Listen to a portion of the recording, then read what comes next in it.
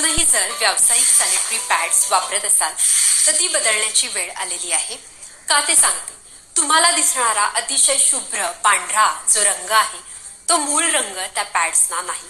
त्यांना अतिशय शुभ्र आणि चमकदार बनवण्यासाठी त्याला खूप साऱ्या केमिकल प्रोसेसेस मधून जावं लागतं आणि या केमिकल प्रोसेसेस मध्ये त्यांना ब्लीचिंग प्रोसेस मध्ये जावं लागतं, ज्याच्यामध्ये खूप सारे हार्मफुल केमिकल्स ऍड केले जातात. हल्लीच झालेल्या सर्वेक्षणाप्रमाणे ऑलमोस्ट सर्व पॅड्स हे व्होलेटाईल ऑर्गॅनिक कंपाऊंड उत्सर्जित करतात, जे स्त्री शरीरातील हॉर्मोनल इम्बॅलन्स करण्यासाठी सक्षम आहेत. या पॅड्स मधील डायऑक्सिन नामक घटक जो आहे हा कार्सिनोजेनिक आहे, ज्यामध्ये आपल्या शरीरामध्ये कॅन्सर निर्माण करणाऱ्या पेशींना सपोर्ट करण्याची क्षमता आहे.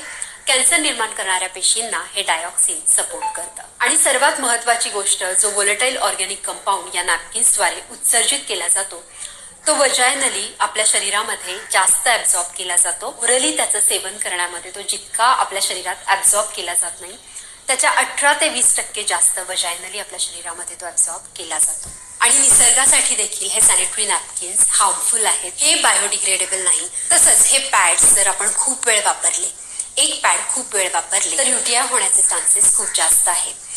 एक पॅड हे 4 तासाच्या अंतराने आपण बदललंच पाहिजे, कारण मॉइश्चर राहून तिथे किटाणू वाढण्याची शक्यता असते आणि त्यामुळे आपल्याला UTI होऊ शकतं.